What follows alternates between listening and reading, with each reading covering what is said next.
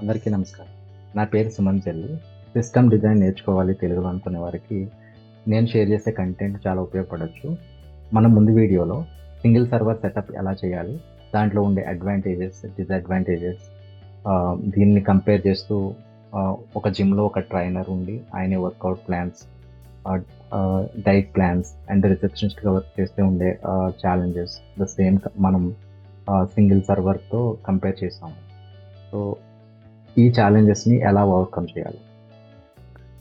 So, British వాళ్ళు స్వతంత్రం రాకముందు ఇండియాని ఒక స్ట్రాటజీ ప్రకారం రూల్ చేశారు. దాన్ని డివైడ్ అండ్ కాంకర్ రూల్ అంటాం. అంటే ఒక గ్రూప్ ఆఫ్ పీపుల్‌ని డివైడ్ చేసి రూల్ చేయటం. దీనివల్ల అడ్మినిస్ట్రేషన్ అనేది ఈజీ అవుతుంది. The same strategy we can apply into system designs as well. మనం వెబ్ సర్వర్‌ని, డేటాబేస్ సర్వర్‌ని సెపరేట్ చేయగలిగితే మనకి స్కేలింగ్ అనేది ఈజీ అవుతుంది. సో, మనం డేటాబేస్‌ని ఎలా సెలెక్ట్ చేసుకోవాలి? సో, మనకి 2 రకాల డేటాబేస్‌లు ఉన్నాయి. ఒకటి రిలేషనల్ డేటాబేస్, దాన్ని ఆర్‌డిఎంఎస్ అంటాం. Relational database management system.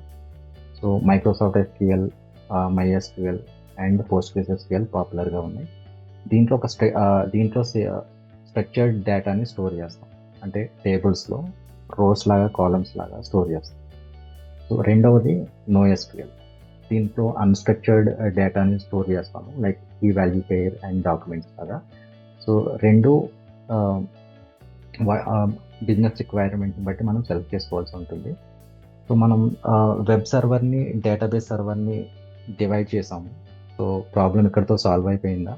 అంటే ఎంతమంది యూజర్స్ వచ్చినా కానీ they are ready to handle, అవి హ్యాండిల్ చేయగలుగుతాయంటే the answer is no. So, మనం వాటికి వచ్చే లోడ్‌ని అనాలిసిస్ చేసి మనం వాటిని స్కేల్ చేయాలి.